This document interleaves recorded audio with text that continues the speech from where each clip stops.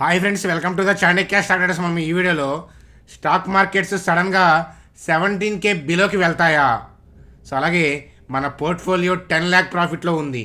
So ఆ వివరాలు వివరంగా చూద్దాం. అట్లాగే సో ఐటీసీ అద్భుతమైన రిజల్ట్స్ని పోస్ట్ చేసింది.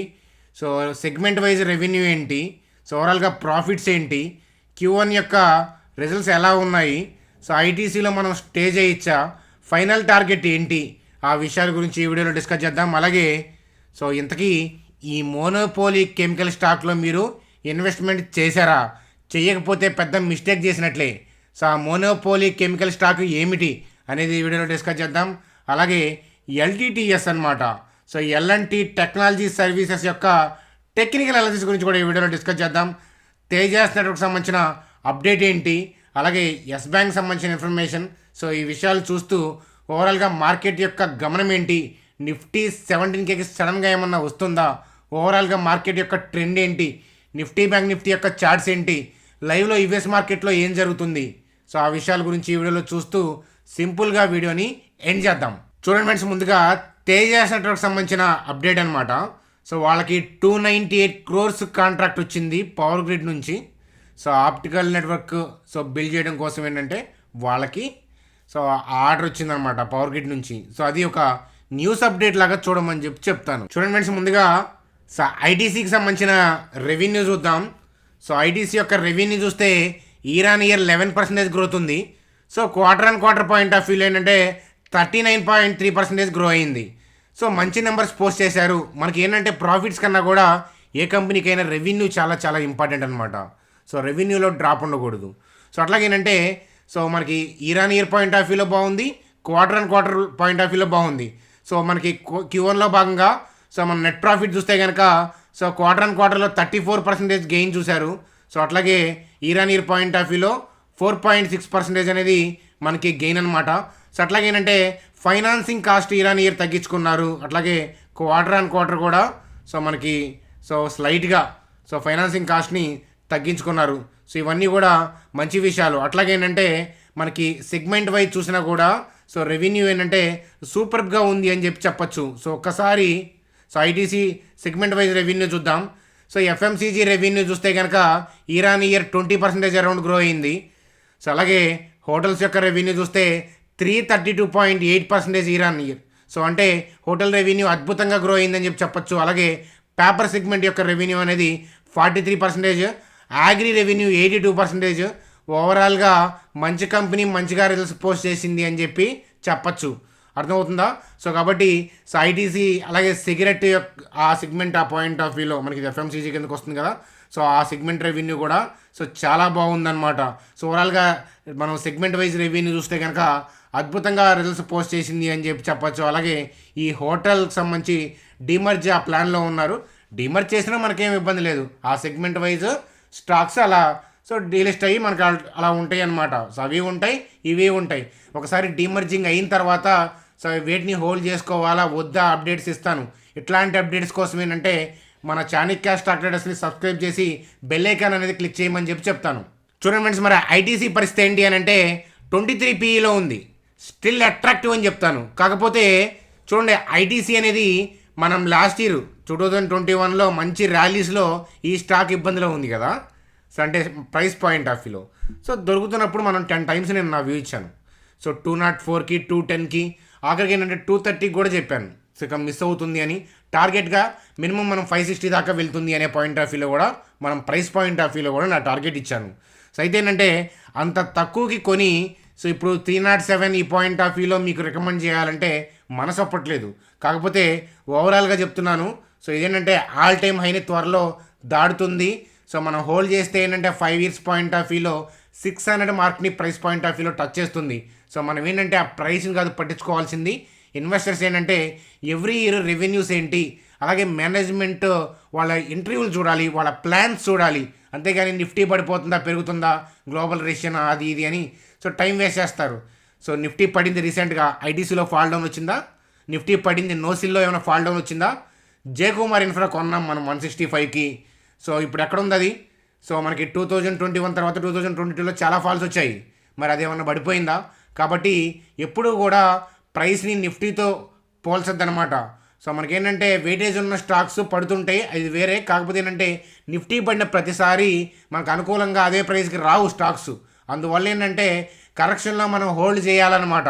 సో అవసరం అనిపిస్తే ఏంటంటే మార్కెట్ ర్యాలీస్లో పీక్స్లో ఉన్నప్పుడు అప్పుడు కొంత బుక్ చేసుకోవడం అనేది కరెక్ట్, కానీ మార్కెట్ ఫాల్ డౌన్స్లో తీసేయడం అనేది కరెక్ట్ కాదు. ఇలా రెవెన్యూస్ బాగున్నాయా లేదా అవి చూసుకోండి. అది కూడా ఏంటంటే క్వార్టర్లీ రెవెన్యూస్ మనకు అనవసరం. ఇయర్లీ రెవెన్యూ బాగుందా, ఓవరాల్గా ఈ రెండు రిపోర్ట్ వచ్చిన తర్వాత రిపోర్ట్ మొత్తాన్ని చదవండి. సో అలాగే మనకి తెలుస్తాయి మేనేజ్మెంట్ ఇంటర్వ్యూస్, వాళ్ళ ప్లాన్స్ చూస్తానంటే సో ఇంకా పెంచుకోవాలా, ఉంచాలా, తుంచాలా, ఇట్లాంటి విషయాలు అనేవి తెలుస్తాయి అనమాట. సో అప్పుడు మనం డెసిషన్స్ తీసుకోవచ్చు. అంతేగాని నిఫ్టీ పడుతుంది పెరిగిపోతూ ఉంటుంది అనమాట. నిఫ్టీ అనేది ఒక ఇండెక్స్, అది సూచి మాత్రమే, అంతేగాని సో నిఫ్టీ పడ్డప్పుడల్లా అన్ని స్టాక్స్ పడాలని రూల్ ఏమీ లేదు. పడుతుంటాయి, కొంచెం కొంచెం పడుతుంటాయి, కానీ సో కరెక్ట్గా అంతలా పడాలని లేదు. కొన్ని ఓవర్గా రియాక్ట్ అవుతుంటాయి, కొన్ని అసలు రియాక్ట్ అవ్వవు, కొన్ని ఏంటంటే తక్కువ రియాక్ట్ అవుతాయి.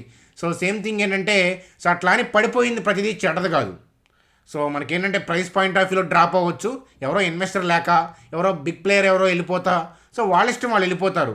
సే ఫర్ ఎగ్జాంపుల్ ఎఫ్ఐఎస్ గురించి నేను చాలాసార్లు చెప్పాను, వాళ్ళు అమ్ముతున్నప్పుడే ఆపర్చునిటీ అని చెప్పి.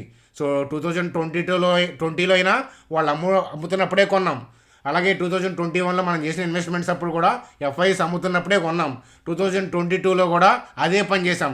ఇన్వెస్ట్మెంట్ పాయింట్ ఆఫ్ వ్యూలో వాళ్ళు అమ్ముతున్నప్పుడు వచ్చిన ఆపర్చునిటీస్ వాళ్ళు కొంటున్నప్పుడు ఉండవు అని చెప్పి చెప్తాను. కావాలంటే వాళ్ళు రేపు పొద్దునే వెళ్ళిపోవచ్చు, పోతే పోనండి, వాళ్ళతో మనకేంటి చెప్పండి. కంపెనీ యొక్క పర్ఫార్మెన్స్ ఏంటి, కంపెనీలో దమ్ముందా, ఐటీసీ లాంటి కంపెనీ సో దమ్మున్న కంపెనీ కదా, ఎందుకంటే అది సిగరెట్ బిజినెస్ కదా, అందుకని దాంట్లో దమ్ము ఉంటుంది. సో సరదాగా చెప్పాను. ఓవరాల్గా మంచి రిజల్ట్స్ పోస్ట్ చేసింది, కీప్ ఇట్ అప్ అని చెప్పి చెప్తాను ఐటీసీ గురించి. చూడండి ఫ్రెండ్స్, అలాగే ఎల్టీటీఎస్ గురించి. సో ఎల్టీటీఎస్ గురించి ఏంటంటే ఇక్కడ 31022920, సో అరౌండ్ ఈ లెవెల్లోనే. కాకపోతే ఈ రెడ్ క్యాండిల్ పడుతున్నప్పుడు మీకు వ్యూ ఇచ్చాను. ఇక్కడ ఒక 2% యాడ్ చేసుకుందాం, అలాగే ఇక్కడ ఒక 2% అని చెప్పాను. సో అయితే ఏంటంటే ప్రతి స్టాక్లో నేను యాడ్ చేయలేను కదా, అందుకని నా వ్యూ ఇచ్చాను.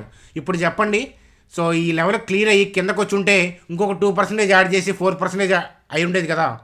సో వాళ్ళ రెవెన్యూస్ అంతే ఉన్నాయి, బిజినెస్లు అంతే ఉన్నాయి, జస్ట్ ఫీర్ వల్ల పడింది అంతే. సో మనకేంటంటే ఇక్కడ కూడా టచ్ అయినా కూడా పైకి వచ్చేది, కాకపోతే కొంచెం టైం పట్టేదేమో. మార్కెటింగ్ కొంచెం ఒక 6 నెలలు కింద పడ్డా సో అది ఆపర్చునిటీ. సో ఈ మంత్ శాలరీ వచ్చిందనుకోండి, సో ఇందులో కొంత ఇన్వెస్ట్మెంట్ చేసి ఉండేవాళ్ళం కదా. కాబట్టి ఒక మార్కెట్ ఒక 2-3 ఇయర్స్ బాగోలేదు, ఆ 2-3 ఇయర్స్ మీ ఇన్కమ్ అంతా కూడా సో జాగ్రత్తగా సేవ్ చేసుకొని ఇన్వెస్ట్మెంట్ చేస్తే సో ఆ 4th ఇయర్ ఏదైతే ప్రాఫిట్లో ఉంటుందో అప్పుడు ఈ 3 ఇయర్స్ యొక్క మనకి ఇన్వెస్ట్మెంట్ తాలూకా రిటర్న్స్ ఒక్క ఇయర్లోనే ఇచ్చేస్తుంది. స్టాక్ మార్కెట్లో ఉన్న బ్యూటీ అదనమాట. సో భయం వల్ల కూడా పడుతుంది, కాబట్టి మనం భయాన్ని కొనాలి అని చెప్పి మరొకసారి చెప్తాను. సో ఎల్టీటీఎస్ వాళ్ళు ఏమైనా టెక్నాలజీ మార్చారా? ఆ టెక్నాలజీయే కదా. బేర్ మార్కెట్లో అయినా అదే టెక్నాలజీ, గ్లోబల్ రిసెషన్లో కూడా అదే టెక్నాలజీ అనమాట. సో స్టాక్ మార్కెట్లో బేర్ మార్కెట్ నడుస్తుంది కదా అని ఏ కంపెనీ కూడా డెసిషన్స్ ఏమీ మార్చదు, వాళ్ళ ప్లాన్స్ అలాగే వెళ్తాయి. గ్లోబల్ ఎకానమీలో ఏదైనా చేంజ్ ఉంటే సో అప్పుడు ఎంప్లాయీస్ని తగ్గించుకోవడం, కాస్ట్ కట్ చేసుకోవడం, సో వడ్డీ రేట్లు వాటి గురించి ఆలోచించుకుంటారు తప్ప స్టాక్ మార్కెట్లో ఫాల్ డౌన్ వచ్చిన ప్రతిసారి వాళ్ళు ఏం స్టేక్స్ అమ్మేయరు. సో ఇన్ఫ్యాక్ట్ అసలు అట్లాంటివి పట్టించుకోరనమాట. సో ముఖేష్ అంబానీ 2020 ఫాల్స్లో అంతే ఉంది రిలయన్స్ స్టేక్, ఇప్పుడు అంతే ఉంది. ఇన్ఫ్యాక్ట్ 2020 ఫాల్ డౌన్స్లో చాలా ఫాల్ డౌన్ అయిన తర్వాత 900,000 ఆ టైంలో తగ్గొన్నారు. దాని తర్వాత రైట్స్ ఇష్యూ పేరుతో సో మనకే అమ్మారు అవి. సో 900,000కి రిలయన్స్తో పాటు రిలయన్స్ వాళ్ళు ఇన్వెస్ట్మెంట్ చేస్తుంటే మనం కూడా కొన్నాం. అందుకనే యాక్చువల్గా వీ వెయిటెడ్ ఫర్ 700, కానీ వాళ్ళు బయింగ్ స్టార్ట్ చేశారనే సో మనం ఏంటంటే 900కే కొన్నాం రిలయన్స్ని. సో ఇప్పుడు చెప్పండి, రిలయన్స్ ఎవరైనా నాకు 900కి ఇవ్వండి, ₹1,00,00,000 ఇస్తాను, నాకు ₹1,00,00,000 ఇన్వెస్ట్మెంట్ చేస్తాను, రిలయన్స్ 900కి దొరుకుద్దా? కాబట్టి సో మనకి టైం పీరియడ్, మనం కొంటుంది ప్రాఫిట్స్, కంపెనీ బిజినెస్. కాబట్టి ఏంటంటే రిలయన్స్ 1995లో ఉన్నట్లు ఇప్పుడు కాదు. సో అలాగే 2040కి that is a different. So కాబట్టి ఇట్లా ఆలోచించండి అని చెప్పి మరొకసారి చెప్తాను. చూడండి ఫ్రెండ్స్, అలాగే సో రీసెంట్గా మన ఇన్వెస్ట్మెంట్ వ్యూస్ అన్నీ కూడా మీకు పబ్లిక్గా ఇచ్చాను. సో 50% అక్కడ ఇచ్చాను. సో అట్లాగేంటంటే సో ఈరోజు కూడా మీరు చూశారు కదా. సో ఇన్వెస్ట్మెంట్ వ్యూస్ ఈరోజు కూడా నోసీల్ ఇచ్చాను. సో నోసీల్ 271.50. సో అఫ్కోర్స్ ఈ ఫ్రీ గ్రూప్లో పోస్ట్ చేసేటప్పటికి అది ఆల్రెడీ 273కి వచ్చినట్లుంది కదా. ఇన్వెస్ట్మెంట్ అప్పుడు 271 ఏంటి, 274 ఏంటి. సో ₹1 అటు ఇటు కొనేయమని చెప్పి చెప్తాను. సో మనం కెమికల్ స్టాక్ అని చెప్పా కదా, మోనోపోలీ అని. సో అదే నోసిల్. సో రబ్బర్ కెమికల్స్లో వీళ్ళు తోపు. చైనా, సో మన ఇండియాలో వీళ్ళే ఉంది. సో మరి ఈ సెగ్మెంట్లో అలాగే వీళ్ళు మార్కెట్ షేర్ని కూడా గ్రాప్ చేస్తున్నారు. సో కాబట్టి ఇది సో అలాగేంటంటే ఈ బ్లర్ ఉన్న స్టాక్స్, సో అలాగే కొన్ని కంపెనీస్, సో వీటిలో ఆపర్చునిటీస్ ఉన్నాయి. ఇప్పుడు ఎల్టీటీఎస్ పైకి పోయింది, కానీ నా మదిలో ఇంకొక స్టాక్ ఉంది. సో మనకేంటంటే ఐటీ కంపెనీ. సో నేను దాన్ని సో రేపు పోస్ట్ చేస్తాను డిమాట్ గ్రూప్లో. కాబట్టి ఇట్లాంటి ఇన్వెస్ట్మెంట్ వ్యూస్ మీరు కంప్లీట్గా చూడాలి అంటే ఇక్కడ మీరు కొన్ని చూస్తున్నారు. సో ఇవి నచ్చుంటే కనుక సో ఆల్రెడీ వీటిలో ఇన్వెస్ట్మెంట్ చేసిన మీ పోర్ట్ఫోలియో సో నేను చెప్పినట్టు ఇన్వెస్ట్మెంట్ చేసుంటే, సో నేను చెప్పినట్టు మాత్రమే ఇన్వెస్ట్మెంట్ చేసుంటే 10-13% మధ్యలో 10-15% అవ్వచ్చు సేమ్. సో ఏదైనా కానీ ఈ ఇయర్ నేను చెప్పినట్టు ఇన్వెస్ట్మెంట్ చేస్తుంటే మీ పోర్ట్ఫోలియో 10-15% మధ్యలో పెరిగి ఉంటుందన్నమాట. సో నేను అది చెప్తాను, ఆ విషయాలనేది నేను సో ఈ వీడియోలో మాట్లాడతాను. సో మీకు ఇంట్రెస్ట్ ఉండి ఎవరైనా కొత్తగా సబ్స్క్రైబ్ అయ్యి మన ఛానల్లో పాత వీడియోస్ ఒకసారి చూడండి. 2020లో ఇన్వెస్ట్మెంట్లు కానీ, లేదా మే ఫాల్ డౌన్లో ఇన్వెస్ట్మెంట్ కానీ, లాస్ట్ 2 months మన ఛానల్ వీడియోస్ కానీ ఏవి చూసినా కూడా మీకు ఖచ్చితంగా నచ్చుతాయి. సో లేట్గా సబ్స్క్రైబ్ చేసిన వాళ్ళ కోసం ఏంటంటే సో స్టిల్ ఏంటంటే నా ఇన్వెస్ట్మెంట్ వ్యూస్ అనేది కంటిన్యూ చేయడం అనేది జరుగుతుంది. దానికల్లా ఎవరికి మనీ పే చేయాల్సిన అవసరం లేదు. సో మన ఛానల్ కింద సో వీడియో కింద డిస్క్రిప్షన్లో జెరోదా ఉంది. సో లింక్స్ కింద క్లిక్ చేస్తే కనుక జెరోదా ఉంది, అలాగే ఏంజల్ ఉంది. సో ఏంజల్ జెరోదా ప్రిఫర్ చేయమంటాను. సో వీటి ద్వారా అకౌంట్ ఓపెన్ చేసి ఈ నెంబర్కి ఐడి పంపించండి. మీ క్యాపిటల్తో రండి, ఇన్వెస్ట్మెంట్ వ్యూస్ చూడొచ్చు. అట్లాగే మేము బిగినర్స్ నష్టపోకుండా ఏంటంటే ఒక వెబినార్ ద్వారా గైడ్ చేస్తాము. August 2nd కానీ 3rd వీక్లో కానీ జరుగుతుంది. సో అప్డేట్ మీ గ్రూప్స్లో పోస్ట్ చేస్తాను. డిమాట్ గ్రూప్లో ఉన్న వాళ్ళంతా కూడా ఫ్రీగా అటెండ్ అవ్వచ్చు.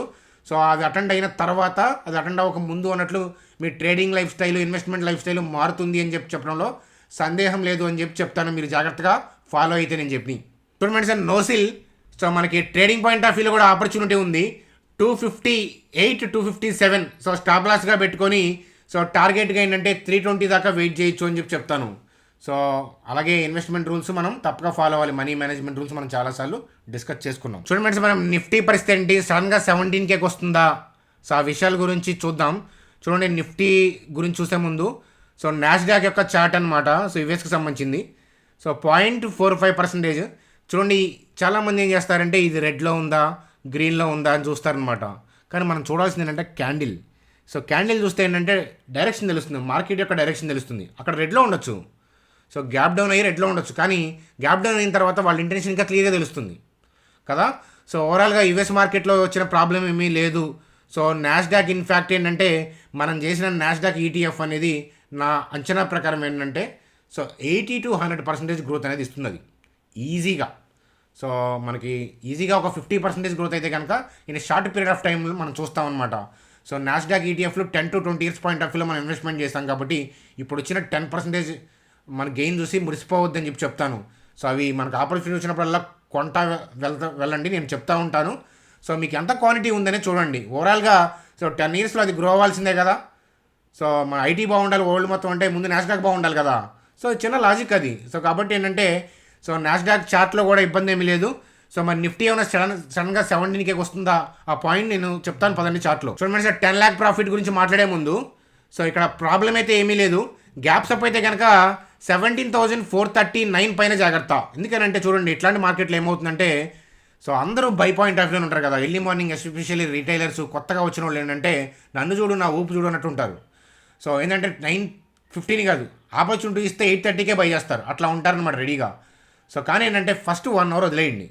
సో ఎందుకనంటే సో ప్రీ మార్కెట్లో ఏంటంటే వాళ్ళు ఏం చేస్తారంటే హయ్యర్ లెవెల్లో సో సెల్ ఆర్డర్స్ ఉన్న దగ్గర మార్కెట్ ఓపెన్ చేస్తారు కదా, అందువల్ల ఏంటంటే ప్రాఫిట్ బుకింగ్ జరుగుతుంది. ఇప్పుడు వీళ్ళంతా బై చేసుకుంటూ వస్తున్నారా? సో వాళ్ళేం రీటైల్ పీపుల్ కాదు కదా, ఓన్లీ సిఈపిఈ బై చేసి కూర్చోడానికి. సో వాళ్ళు ఏంటంటే ఇలా బై చేసుకుంటా వెళ్ళి సో ఇక్కడ రన్నింగ్లోనే కొంత బుక్ చేసుకొని వచ్చిన మనీతో మళ్ళీ ఏంటంటే సో ఫ్రెష్ బయింగ్ చేసుకుంటా పైకి తీసుకెళ్తారు. Intention is to move up. కానీ గ్లోబల్గా ఏదైనా అన్ఎక్స్పెక్టెడ్ బ్యాడ్ న్యూస్ వచ్చిందనుకోండి, సో అన్ఎక్స్పెక్టెడ్ అంటే అది మనం ఊహించలేం కదా, అన్ప్రెడిక్టబుల్ థింగ్ కదా, అట్లాంటివి వచ్చినాయి అనుకోండి. సో అప్పుడు ఏంటంటే సో మనకి చూడండి ఇక్కడ ఆర్డర్స్ ఉన్నాయి. సో 16,995, 16,845. సో అన్ఎక్స్పెక్టెడ్గా థింగ్ అయినా కూడా మనం షార్ట్ సేల్ చేయకూడదు. ఎందుకనంటే సో ఈ కిందంతా బై ఆర్డర్సే ఉంటారు కదా. సో ఇక్కడ ఏంటంటే హెవీగా బై ఆర్డర్స్ ఉన్నాయి కాబట్టి సో అన్ఎక్స్పెక్టెడ్ సెల్లింగ్ జరిగి కిందకు వస్తే సో ఇది టచ్ అయినా మళ్ళీ ఏంటంటే ఈ బ్రేక్అవుట్ అనేది వచ్చి తీరుతుంది. సో ఈ ఓవరాల్గా స్వింగ్ అనేది 17,439 ఇవాళ ఇచ్చిన నెంబర్ కాదు, అది 16,500 దగ్గర ఉన్నప్పుడే నేను ఆ నెంబర్ ఇచ్చాను. సో అట్లాగేంటంటే ఇప్పుడే ఇస్తున్నాను. మార్కెట్ 1.5 monthలో ఈజీగా 18K దాడుతుంది. అలాగే సో మనం సూన్ అదృష్టం బాగుంటే 2 to 3 weeksలో 17,943 మార్క్ని టచ్ చేసి తిరుగుతుంది నిఫ్టీ అని చెప్పి చెప్తాను, అందులో సందేహం లేదు అని చెప్పి సో మరొకసారి చెప్తాను. అట్లాగే 10 lakh ప్రాఫిట్ అంటే ఏంటంటే 1 crore పైన పెట్టిన వాళ్ళకి అరౌండ్ 10 lakh పైన ప్రాఫిట్ ఉంది. సో అలాగే 10 lakh పెట్టిన వాళ్ళకి 1 lakh ప్రాఫిట్ ఉంది. ఇవంతా కూడా వర్చువల్. సో 1 lakh పెడితే 10,000 ఉంది. సో అంటే పర్సంటేజ్ పాయింట్ ఆఫ్ వ్యూలో ఇప్పుడు గెయిన్ అనేది వర్చువల్. ఇప్పుడు మనం ప్రాఫిట్ బుక్ చేయట్లేదు కదా, అలాగే మనం ఇన్వెస్ట్మెంట్ చేసిన తర్వాత 20% పడి ఉన్నా కూడా అది లాస్ కాదు. సో కాబట్టి ఆ పాయింట్ ఆఫ్ వ్యూలో ఆలోచించండి. అలాగే మార్కెట్ మీద ఏదైనా డౌట్ ఉంది, సో భవిష్యత్తులో ఏదైనా టర్న్ అవ్వబోతుంది, సో 1-2 days ఫాల్ కాదు, సో మనకి చార్ట్లో సెల్ ఆఫ్ కనిపిస్తుంది క్యాండిల్స్ ద్వారా, నాకు డౌట్ వస్తే నేను చెప్తాను. అప్పుడు ఏంటంటే మీకు ఎవరికైనా అవసరం ఉంటే వాళ్ళు కొంత బుక్ చేసుకోవచ్చు, ఎంత ఎంత అనేది కూడా నేను చెప్తాను. కాబట్టి సో ర్యాలీస్ని ఎంజాయ్ చేయండి కరెక్షన్లో కొన్నవాళ్ళు అని చెప్పి సో మరొకసారి చెప్తాను. చూడండి, అలాగే బ్యాంక్ నిఫ్టీ సో ఎస్టర్డే మనం అనుకున్న లెవెలే 38,735, అంతేగాని 38,000 రౌండ్ నెంబర్ కాబట్టి అది దాటితే చూడండి 38,000 రౌండ్ నెంబర్ కదా, 38,000 దగ్గర ఎంతమంది బై చేయగలరు? 38,000 దగ్గర నుంచి ఒక 100 points పైకి వెళ్ళి మళ్ళీ 38,000 కిందకు వచ్చి మళ్ళీ పైకి వెళ్ళకూడదా? ఎప్పుడు అలా వెళ్ళలేదా మార్కెట్? సో రౌండ్ నెంబర్ని బేస్ చేసుకొని ట్రేడ్స్ చేస్తే సో స్టాక్ మార్కెట్లు మిమ్మల్ని సో జైంట్ వీల్ ఎక్కిచ్చేస్తుంది, సో నష్టాలు పాలవుతారనమాట. So I don't give any importance to the round number. So 38,735కి వెళ్ళి తీరుతుంది. సో ఇన్ కేస్ మన అన్ఎక్స్పెక్టెడ్ థింగ్ ఏదన్నా వస్తే, సో అవి మనం చెప్పలేం కదా, అన్ఎక్స్పెక్టెడ్ థింగ్స్ అంటే ఊహించలేనివి ఏదన్నా వస్తే సో 36,933, 36,582.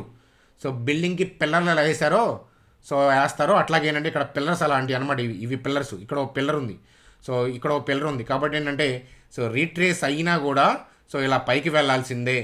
సో ఇది యూ బ్రేక్అవుటా, కప్ అండ్ హ్యాండిల్ బ్రేక్అవుటా?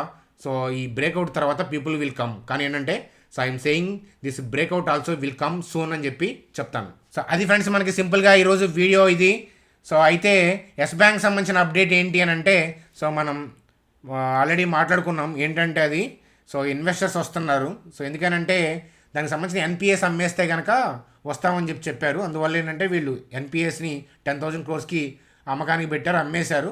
సో కార్లీల్ అనే ఇన్వెస్టర్, ఇంకొక ఇన్వెస్టర్ ఇద్దరు వస్తున్నారనమాట. బల్క్లో ఎస్ బ్యాంక్లో ఇన్వెస్ట్మెంట్ చేయబోతున్నారనమాట. అది అప్డేట్గా తీసుకోండి. సో అది ఫ్రెండ్స్, బాయ్ ఫ్రెండ్స్, వచ్చే వీడియోలో కలుద్దాం. Good day.